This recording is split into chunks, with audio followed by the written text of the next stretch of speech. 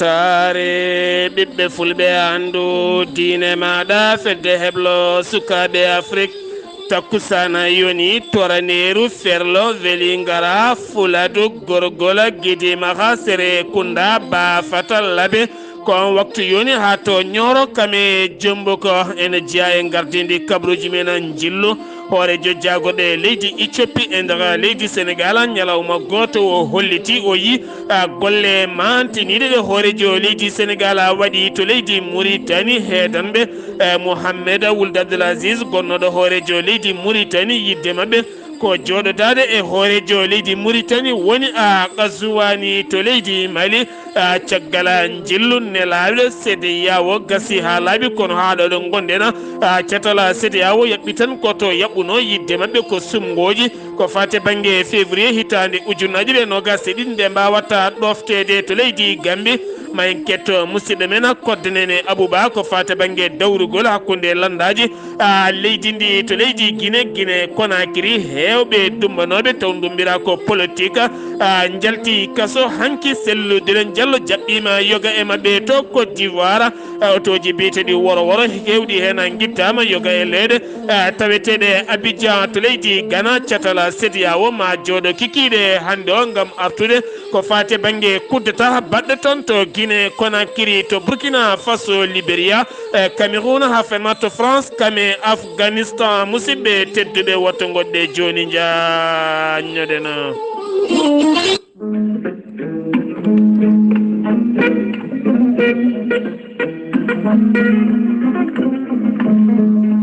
Maître Adama Balde wittiyanke yilliyanke rutini yimɓe faade fina tawa muɗuma Maître Adama Balde ene ero dendagal ɓiɓɓe fulɓe ɗo gondoni windere kala omo wiya ena so yeehi ha ndungu toɓi kala ko mayno wiltat gila e leɗɗe mum ha e kuɗoli mum ha e leydi mum kala hen ko miijiɗa ha e daabeji mum kala ɗum jeeyi sababu kanko Maître Adama Balde o yilloyima toon to Kolda Fuladu e ko taari ɗum kala ngam ruttitade e wittoji ɗi o wittanno gila hanki taw hande arani ko fate banggue conce epine e leɗɗe mawɓe meɗena Maître Adama Balde holliti neɗɗo kala kene waɗa ɗon yo ƴewdo nde tawno ko laaɓaɗo ƴewgal kono ne kadi loota ɓanduma ha laaɓa kuccita e golle ma e haajuji ma kala ma yiito hen hoore maɗa Maître Adama Balde caggal jillu makko to Kolda Fuladu e ko taari ɗum kala omo andina dendagal almuɓe makko kala e heddiɓe kala oɗo saaha mo gonɗen o arti ha toon to Mbakke omo tawe to leegal bitegal Mbakke Dembu taw kadi woɗɗani daral baali omo eeri dendagal almuɓe makko kala e heddiɓe o addi leɗɗe kesi pulla taw kadi ko jaaduɗo e jamanu bawɗe ɓamtude neɗɗo Maître Adama Balde ene andina yimɓeɓe kala oɗo saaha wonande an jiɗɗo ɓayde jiɗɗo inde mum woɗɗoya jiɗɗo dañala kono ne kadi jiɗɗo poste ko fate banggue dawrugola kala ɗo gonɗa sa jokkodire Maître Adama Balde ma heeɓe en ko laaɓi Maître Adama Balde ko lootowo tene kadi ha tente on cattiraɗo kayitaji ko wayno ɗanniɗo donkuɗo dañde kayitaji sa jokkodire Maître Adama Balde ma heeɓe en ko laaɓi Dewle kono ne kadi Maître Adama Balde ne moƴƴitina on donkuɗo ɓesnude ustoraɗo goragu mankaɗo ndiyam goragu kala omo jogui leɗɗe kese jaaduɗe e jamanu sa yiiɗi hebde hen ko laaɓi mbatta ko 00221 77 949 73 83 walla mbaɗa 77 454 27 09 walla mbaɗa 77 351 77 23 walla mbaɗa numéro makko kabina 33 976 12 00 Maître Adama Balde ne wiye en yo en dutto e hanki men fina tawa ƴewdade e lootade beele kadi pera laabi pine ɓamtare maɗa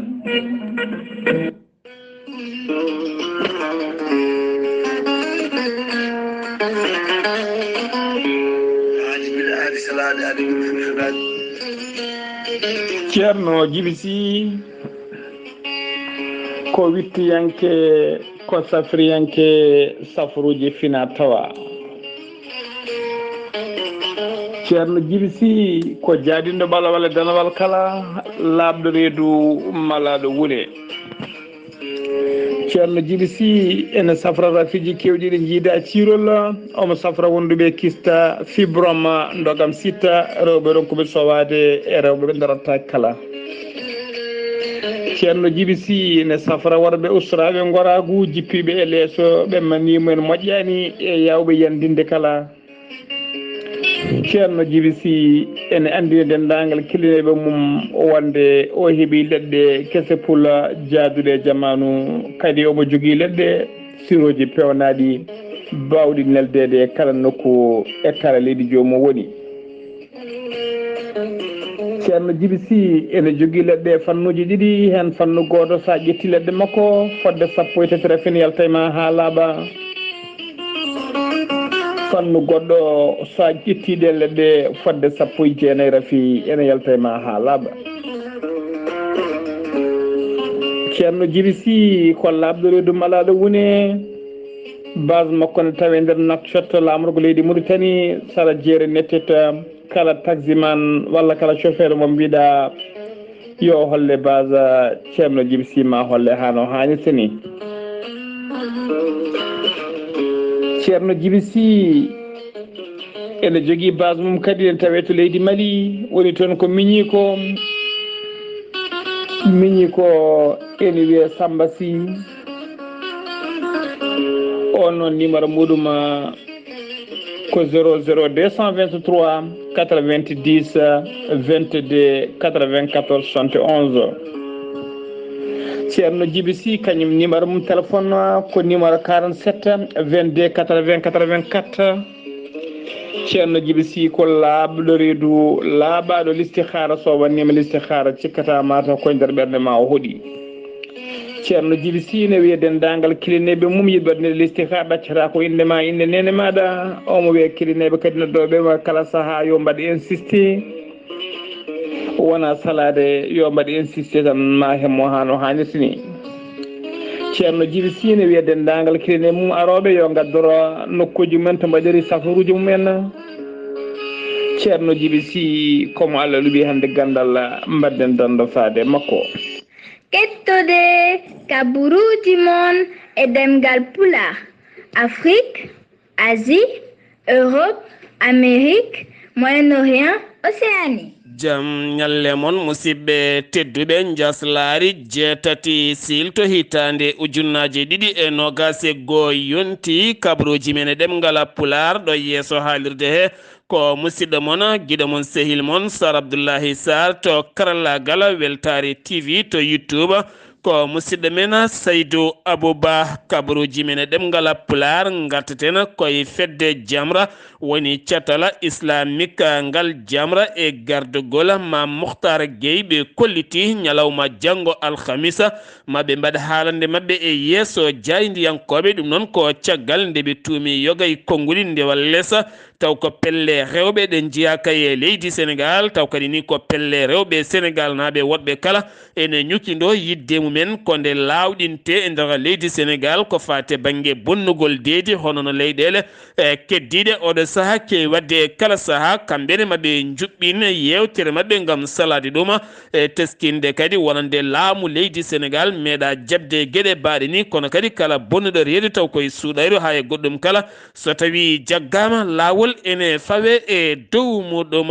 ha joni koye Sénégal keddotoɗen maggala Touba kewngala yuɓɓinede kala hittande hikka noon ɓe kolliti ko nogase jeegom lewru septembre nduɗo hen ndu gonɗen ndu hawrata koye aleta ɓe kolliti ɓe jiyani lewru hanki jamma hayso tawi woni calendrier julɓe o woni hen ko hannde alarba woni goo lewru safara kono kamɓe ɓe kolliti hanki ɓe jiyani lewru ɗum noon ko alhamisa janggo wonata goo ɗum noon 17 lewru safara hawrata koye nogase jeegom nduɗo hen lewru ndu gonɗen ko nden ɓe mawninta maggala ɓangal magguinede ɓangal maggala ɓamgal mawninede gila tan hitande ujunere e temedde jeetate capanɗe jeenayi joyi taw ko yaadu wonande wawnere gonnoɗo cheikh ahmed bamba toon to gabo gila tan hitande ujunere temedde jeenayi e nogas e jeetati ha joni koye sénégal keddorɗen ko antenne taw ko antenne Sonatel kam sumi subaka hande o toon to unité Parcelles Assainies taw kadi ganduɗa koye dow immeuble goto wonno sapeur pompier noon yaawi tintinede ari law ngam wawde ñippude oɗon antenne konen keɓani ko laaɓi hoko jeeya sababu cumgol oɗon antenne to Kaulaka teskama kala ñalawma garɗo ene heewi tan fittandu dogno moto heddo e ɗiɗo hen boli subaka hande alarba o ko camion goto kam tigi yani walla mbiyen camion goto kam natodiri e jakarta goto ha ganduɗa joom jakarta o wasi hen fittandu mum taw noon kanko joom jakarta o hen tottono ko sareta eɗen gandi sartaji ne keewi e Dakar ha fayenma Kaolack e ko taari ɗum kala hen tottono ko saret ndeke kadi natodiri e oɗon camion ɓandu makko ne tawe to hôpital Alhaji Ibrahima Niass to morga gonka toon teskede e kala saaha accident ji ne keewi toon yoga e jayndeli leydi Sénégal garti e bindande mumen subaka hande o ngam hollidde wonande kaldigal téléphone hakkunde colonel Mamadi Doumbouya dergiɗɗo laamu Alpha Condé hakkunde muɗum e hoorejo leydi Sénégal woni Macky Sall hewɓe hen kolliti kanko colonel Mamadou Hamadi Doumbouya kanko noddi mawɗo leydi Sénégal taw ko yidde moƴƴitinde gonangal hakkunde leyɗele ɗiɗi ɗe kono kadi jaydiyankoɓe hewɓe winduɓe ɗeɗon bindande ɓe kolliti ala kala ko heɓa ñukkindede e koɓe kaldi ko siftinde on leydi Guinée kam e Sénégal ne jogino caɗele nandiral ɗum ko gila hitande ujunnaji ɗiɗi sappo e tati tumande Ebola feeñi toon ha Sénégal uddi keeri mum ɗum jeyno sababu mette Alpha Condé kañumne ha uddi keeri mum gila tan oɗo hen ñaw mborosa mo coronavirus ari ha tenti noon ko fate banggue sumgoji bannoɗi toon hittande yawtunde to Sénégal keddana joni gattaten koye oɗo hen mborosa mo coronavirus oɗo subaka hande jagorɗo mo cellal ɓalli leydi Sénégal holliti ujunnaje ɗiɗo e temedde tato e capanɗe jeenayo neɗɗo woni ƴewdaɓe tawani jogui oɗo hen mboros ɓurɗo yaride caggal hande o e nder leydi Sénégal ko capanɗe joyi e tato nayo ko memodirnoɓe joguinoɓe oɗon ñaw capanɗe nayo e jeenayo ko rabaɓe anda ka rabɓe ɗumen temedde nayo e capanɗe nayo e jeenayo celli jeehi boli mumen kene fotta wonde nogas e ɗiɗo neɗɗo ma ballite fofande ne tampina fewi yimɓe nayo mbasi hen pittali mumen docteur Moussa Seydi taw ganduɗa ko docteur witti yanke ko fate banggue ñabboji daaɓoji toon to hôpital mo fana arti ya ñaade ko fate banggue oɗo hen namboros o holliti tugganma tan lewru mars ha fayanma tugganma tan lewru mars ha fayma lewru août kene fotta wonde temedde tato e nogas e goho taw ganduɗa ko neɗɗo mo sellani yettima toon to hôpital to taw ko ñaw coronavirus taw jomumen mbawa hay fofde koma ballita e fofando e nder temedde tato e nogas e goho sa itte ɓeɗon temedde ɗiɗo e capanɗe jeenayo ko ɓen ɓe yimɓe ɓe vaccinaki kono vaccine ɓe kewani yettade toon gam teskede oɗo saaha mo gonɗen ko fate banggue coronavirus ɓe ɓuuri tampinde o saaha mo gonɗen kala ko yimɓe ɓe cuwa taw vaccinade ha joni ko Sénégal keddoɗen jagorɗo golle woni Dame Diop hanki yilloyima toon to Diamniadio caggal nde fitti toon bowal ngal ene wona kene foto wonde hectare uji tati ɗum noon ko mahde toon nokku mo ganduɗa payidino no fewi nokku ene fota jaɓɓade kene wona kene foto wonde temedde tato suka ngam wawde moƴƴinde gonka mum taw kadi koye heblo yadugo e jamanu no fewi e nder ɗiɗo diwanuji kala ene gasa oɗo nokku ma won nokku gadiɗo ɓurɗo mawnude ko fati e banggue yoga e nokkuji heblo jillu golle ñalawma goto kame cehilagal jagorɗo hoorejo jagorɗe mo leydi Éthiopie woni Abiy Ahmed Ali yillima to Dakar ɗum ko ñalawma hanki o kanko e hoorejo leydi Sénégal Macky Sall gueɗe kewɗe ɓe jillima kono kadi o holliti kawis mawɗo nangimo no feewi ngam tewdemo Dakar ene jogii ƴellitaare mawde no feewi gila e mbaadi mum haa e taliji mum woni boli mum haa e nokkuji no gollora kala e dow ndiɗon mbaadi ɓe jeehi haa toon to jamñaaje mo ngannduɗaa hannde o kuɓeje kesene cupito toon e kala sahaa ɓe jeehi haa toon to bowallaade diwoje ngal jas woni Blaise Diagne kono kadi o holliti heen mbelema makko no feewi taw ko jillu golle kam e cehilagala ko fate bange dawrugola hanki mouvement keso biyeteɗo yeewi askan wi tonguite ɓiɓɓe leydi ndi hanki mbaɗi battu mumen ngam oɗo saaha yaltinde eɓɓoje kuccam golle mabɓe kono kadi ha hande luurala ene teska e nder mabɓe ɗum ko caggal hewɓe nde kolliti jiitaki koye mumen ko fate bange mbaadi wonande tafandi guine ɗowa walla image mbaadi tafandi ndi ene ɗowa ko fate bange andinde neɗɗo o ene tawe hen guila sifande mum ha e goɗɗum kala ɗum jeeyi sababu Bougane Gueye kañum e hoore mum oɗo saaha udditi demal yeehi acci toon haala ha heewi koyngol dawrugol keddoɗen mairie Sicap Liberté Zahra Iyane Thiam kañumne holliti ko gembiɗo ngam wonde candidat mairie e nder wonande ngalɗon légal taw koye mairie mo benno mbekko yakar taw ganduɗa ko hitande ujunnaji ɗiɗi e nogas e ɗiɗi gembanade ko fate bangue ardade mairie Sicap Liberté gartoten ko fate bangue oɗo hen yimiyanke bannoɗo santage ha taƴana kene wona lebbi jeegom e kaso kono noon yalti hanki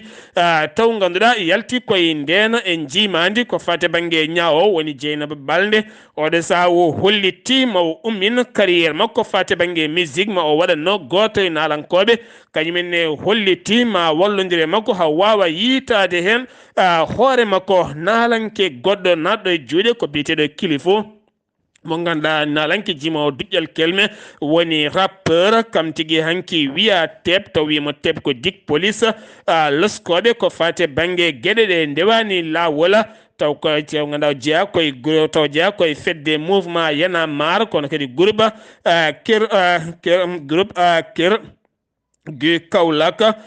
ko wiyama teb omo tawi juuɗe dariɓe kono muuli hen hewɓe ko fate bangue ko nanguira ko trafic ko fate bangue passeport diplomatique ko wona ɗum ko kadi wadde visa ji e gueɗe baaɗe hono noon wo muuli hen kene fota wonde tato gollotoɓe toon to ambassade mo leydi France o muuli hen kadi ko fate bangue sarɗi yankoɓe ɗiɗo taw ko sarɗi yankoɓe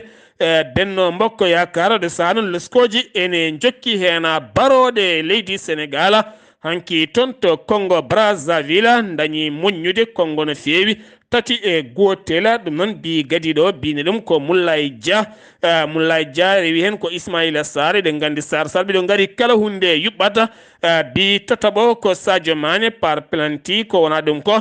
Sénégal ne yara e toɓɓe nayyi ɗum ko caggal nde ɓe pi Togo e nder leydi Sénégal hanki ɓe pi Congo toon to leydi Congo ɗum noon ko heɓanade yidde yaade kawguel hitande ujunnaje ɗiɗi e nogas e ɗiɗi joguel guel wadde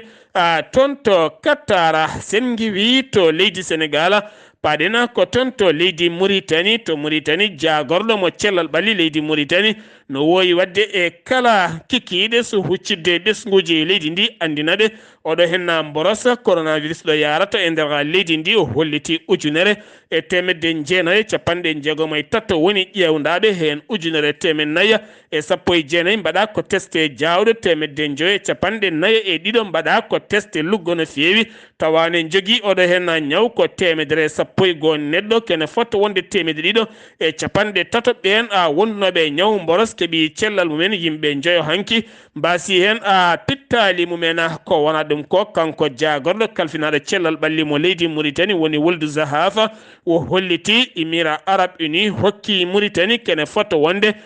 temedere ujunere taw ganduɗa ko fate bangue dose vaccin taw ko Sinopharm kay rokki kene fotta wonde sappo e joyi tonnes taw ko matériel médical ngam wallidde leydi Mauritanie ko fati e haɓade ñaw coronavirus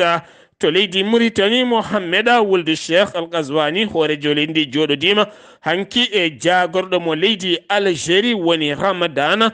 taw ko jagorɗo hakkude leyɗele ɓe dañi yewtidde toɓɓe jaƴƴe no feewi hakkude gurdama leydi Mauritanie kame leydi Algérie ko wona ɗum ko kanko on jagorɗo wo yettini ɓattake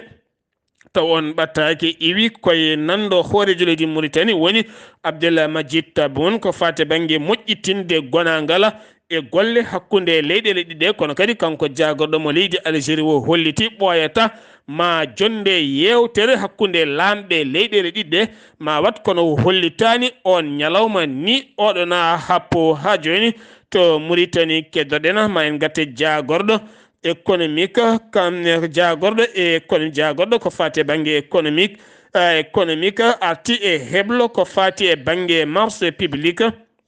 taw ganduɗa ko jeereji dendaɗi heblude kene foto wonde temedde tatto suka Mauritanie najo hakkunde jaydi yankagal kami magistrati e ko fate banggue gueɗe dendaɗe taw ko lebbi jeetati ɗum koye ballal a Nations Unies beele kadi ɓeɗon temedde tatto neɗɗo ɓuura wawde jogade mbadi ƴellitidi ko fate banggue goɗon heblo jogorgo wonde lebbi jeetati. Adrar info Mohammed wuldu Abdelaziz gonnoɗo hoorejo leydi Mauritanie hanki darima e yeeso ñawowo kono kadi koreji mum e yiɗɓe mum yaadi mum kala garino ɗon subaka law ngam darade e bolli ittiɓe ɗon ko gaz lacrymogène caggal nde police weddi kamɓe kala ko ɗon ɓe carodiri kono kadi ɓen heedanɓe Aziza jaɓaka yetto Aziza ko wona ɗum ko noon ko salino haalde guila nden ko ɗum tan woni ko sali haalde wonde wo anda ko nanguira kanko Aziz ko wona ɗum ko noon ɓen heedanɓe Aziza woni défenseur Aziz kolliti yidde mumen oɗo saaha mo gonen ko joɗodade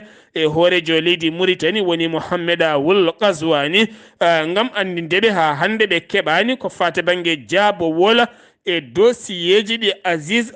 tumaɗi tawari hewɓe ne namdo ko jeeyi sababu ngakkugol ko fate banggue carburant nder leydi Mauritanie ha tenti to Nouakchott essence ene ngakki no fewi otoji kewɗi ngaari kono jagorɗo kalfinaɗo oɗona fannu ha ɗo suwa taw addande ɓe hen jaabowol laptungol accident musto baɗɗo hanki toon to Ayyuna yimɓe ɗiɗo mbasen pittali mumen yimɓe nayo gañima hen ɓen gañi ɓene tawe to hôpital mo Ayyun hen goto ɓennina to hôpital mo Kiifa taw kadi on accident waɗi ko toon to Ayyun e legal bitengal Zamzam sengiwi toon to leydi Mauritanie paɗena ko toon to leydi Mali to leydi Mali catal CEDEAO walliti leydi Mauritanie kene foto wonde jeeɗiɗi piccala temedde tati capanɗe jeeɗiɗi e ɗiɗi tonnes taw ko céréal ko fate banggue wallidde ɓen ngakkaɓe guura e nder leydi ndi ha tenti yoga e région ngaji ɗi leydi Mali ngam teskede heege ene tawe e nder ɗiɗon diwnuji ko wayno Ségou Sikasso Ségou nder mum région mo Ségou kame Sikasso ha fayma to Kulikoro kam e nder Bamako e hoore mum kala beele oɗo saha ustude kala ke ene wiye heege ha joni keddoɗen koye catal ngal CEDEAO jillu balɗe tati nelaɗo CEDEAO gonnoɗo hoorejo leydi Nigéria woni Goodluck Jonathan gayni golle mum ha laaɓi ɗum ko caggal nde o joɗodi e hoorejo leydi ndi pawni oɗo hen Assimi Goïta hoorejo leydi ndi par sabbundu ko wona ɗum koye hoorejo jagoɗo leydi ndi kam woni e dawriyankoɓe yonɓe no fewi kono hande CEDEAO ɗo yaɓɓuno ko ɗon tan yaɓɓi ngam wiide ɗum nde laamu transition wawata ɗoftade taw ko lebbi sappo e jeetati jogorɗi gasde hitande ujunaje ɗiɗi e nogasi ɗiɗi taw koye lewru février nde sumgoji mbawata yuɓɓinede hayso tawi woni hande laamu leydi ndi addanani CEDEAO taw ko laaɓi betema yuɓɓine walla ala ko hay wonde kala ko woni yeeso daɗani guete kono kam CEDEAO jaari no fewi laamu transition ngam darde mabɓe yiddadude nden ka e kisal e nder leydi ndi e haɓade kala ke ene wiye mbuñaari kono ne kadi e accidde gonnoɗo hoorejo leydi ndi kam e hoorejo jagorɗo mum kala accident musɗo baɗɗo hanki to leydi Mali lawol kitta ganduɗa kene foto wonde yimɓe jeetato mbasena pittali men yimɓe tato gañi hen gañande musi ne fewi ne tawe to hôpital mo Kitta taw ko minibus goto mo inde Kara moko Jakate ɓurɗo andirede Kara taw on bis noon ko bis transport air manantali kam tigui natodiri e camion CMDT ha ganduɗa kene foto wonde yimɓe jeetato mbasiyen pittali men kamɓe kala ɓe mbira koto genale manantali toon to Yerosu taw ko wuuro wiyetengo Boura ko tefanke nayi goto taw ganduɗa kam tigui ɓurno wawde tefade e wuro Bura ɓurno wawde kadi addande te wuro ngo ko fate banggue buuseɓe kam tigui bifta taw bifti ɗum ko wuro bifti ɗum ko worɓe joguitiɓe armeji to wuro Bura biftiɓe ko biftima ko worɓe joguitiɓe armeji guila bifta noon ha ɗo henna ɓe kalni armée leydi ndi kono haɗo ala taw ko gasi 17 million ɓiɗɗo malinaɓe wurɓe e nder leydi ndi hanki yoga e mabɓe moɓodiri to Bamako gam hollirde mette mumen ko fate banggue ɓeydogol cogguji guura no fewi yimɓe leydi ndi ne guuri caɗele mawɗe no fewi ha tenti oɗo saaha mo goƴa ala kala ko memoto e nder leydi ndi kala ko memɗa tawata kene seeri ha tenti ko fate banggue sukara taw ganduɗa sukara taw ko kilo condi wonno ko temedere e buuɗi sappo oɗo saaha wonto yi temedere buuɗi nogas so tawi noon ko 50 kilo maaro wiyetengo gambi maaro wiyetengo gambi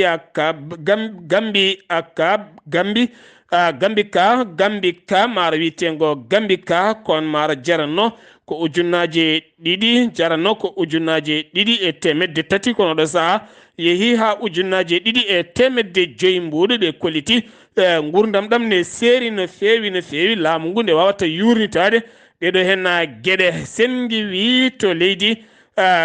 to leydi Mali paɗen ko toon to leydi Gambi koddane Nabouba. eyyi ko noon tigui hettiyankoɓe Weltaare TV ko ɓuuri tengtude kabaruuji men e nder leydi meɗen te Gambe e alarba hande o mbiyen tan de biteɗo Fatou Diaw Mané kanum ne kadi ene wayno de acciti golle muɗum ɗe gollodiranno e wonde hoorejo leydi ndi woni président Adama Barrow ɗum noon caggal tan nde landa hoorejo leydi ndi président Adama Barrow e landa laaminoɗo duuɓi nogas ɗi witeɓe PRC caggal nde dewgal huma hakkude mabɓe gam tan liggodirde e sumgoji payaɗi ñande 4 lewru décembre kanko woni diplomate ɗiɗo mo ganduɗa kadi acciti golle muɗum e laamu président Adama Barrow saabu mettinde wiide o yaadi e landa baɗɗoɗo hennete bonande mawde e nder leydi ndi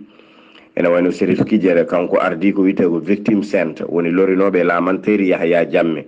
e ganduɗa kadi haqqe innama aade gam yoltude ɗum ɗo e nder leydi men Gambe uyi kanko de ndaw nani ɗum ene wayno iwrimo ko dow kono noon omo siftinara hoorejo leydi ndi président Adama Barrow yo andu tan leydi ndi de ko kuule tigi rigui tagui ɗum ha wawi joɗade e jappere laamu ngu tene kadi ɗen kuule ha joni ene ɗo rewna ko suudu sarɗiyeji meɗen te kamɓe kadi haare mabɓe nde maɓe jokku ɗum de gam tan liggodirde yoga e pelle jamburiyankoje gonɗe ɗo e nder leydi ndi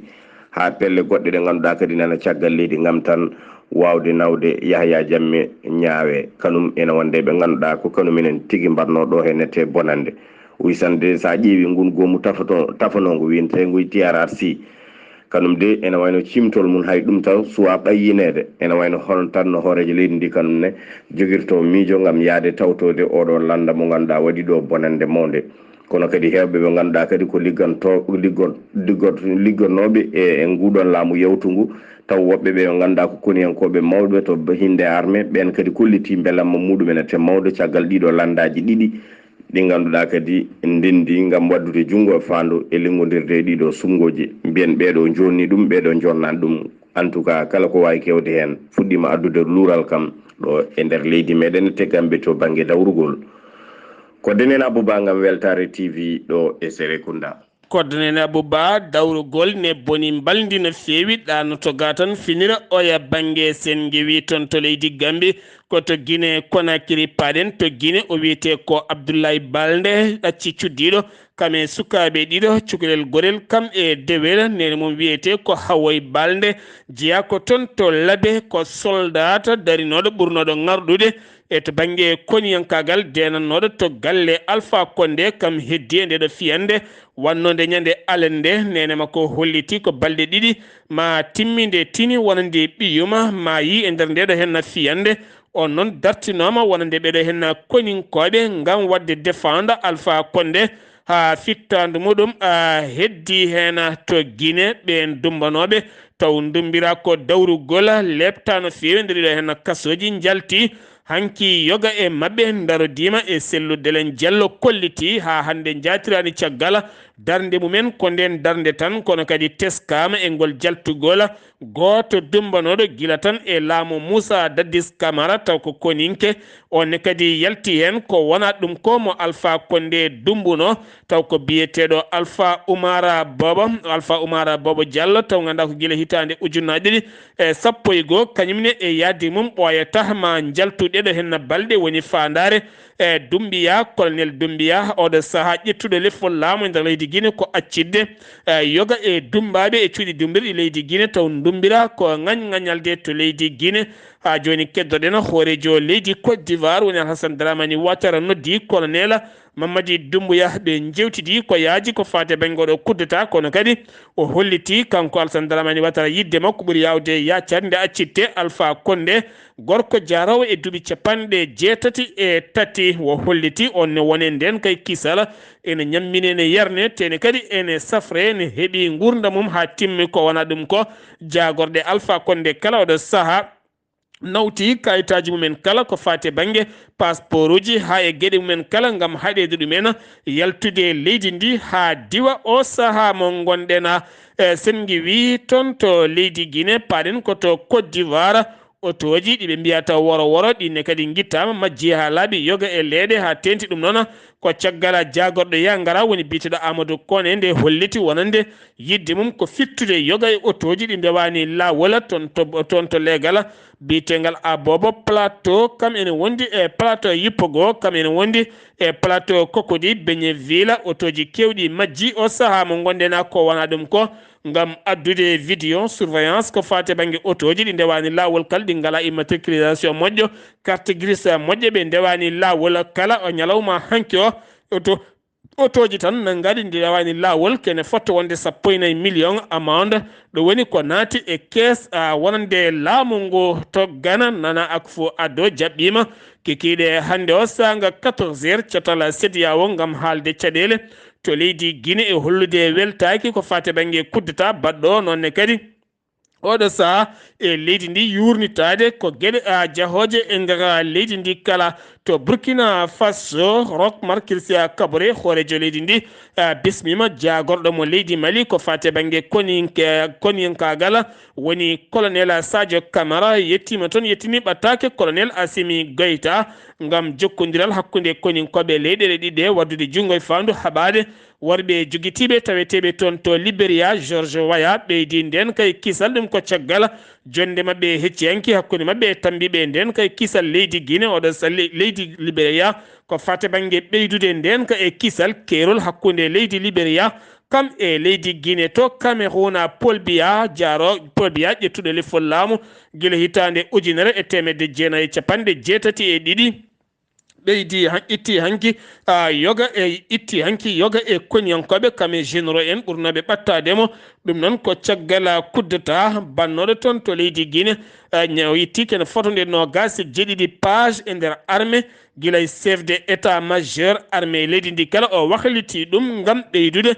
nden ka e kisal makko to leydi France attentat musɗo bannoɗo toon 13 novembre hitande 2015 ha yooɓi fittadu 150 neɗɗo 400 neɗɗo gañi hen no fewi bannoɗo oɗon attentat gorɗo gurnoɗo hen hande darima e yeeso ñawore ɗum ko caggal dumunnaji juɗɗi no fewi ko fati banggue rewidade ɗeɗon golle to Afghanistan taliba en jaltini gouvernement mumen noɓe puɗɗi toɗɗorani debbo kala ala hen kono ɓe jaltini tan ko ɓen tambotoɓe cate mawɗe ko waynoɗo saaha mo gonɗen woni gardiɗo taliba en leydi ndi kala wiyete ko Mohammed Hassan Kahunda ko on woni hande horejo leydi ndi rewe makko biteɗo Abdullaahi Badrina rewi hen ko goɗɗo biteɗo Malla Yaquba on woni toɗɗaɗo jagorɗo ko fate banggue koni yankagal ko ɓi Malla Oumara gonnoɗo gardiɗo leydi ndi saaha mo molno Ben Laden e tumay laamu George Bush nde riddunoɓe kamɓe kala on noon ko ɓiyum woni hande jagorɗo kalfinaɗo koni yankagal musidɓe tedduɓe ɗum ɗo hen wonno kabaruuji garandena kikiɗe hande o ɗo yesso haalirde ko musidɗo moon guiɗo moon sehili moon Sar Abdullaahi Saar ketkima laki jaam yo jaam Allah hiranena